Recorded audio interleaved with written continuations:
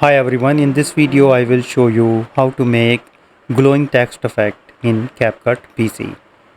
First you need to click on the text and click on the plus button, and on the right side you have to type the preferences of your text.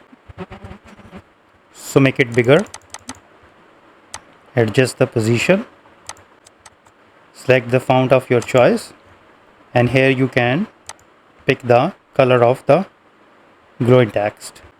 And after that scroll down and click on the glow, and here you need to pick the color of glow, and here you need to set the intensity.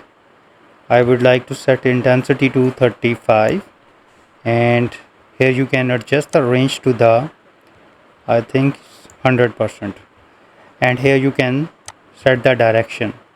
I would like to go this side, and here you can also set the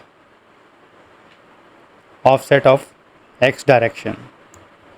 Once you done it, and then play it how it looks for. This is perfect. You can see that the sun raises. So if you think this video is helpful, please support my channel. Thanks for watching.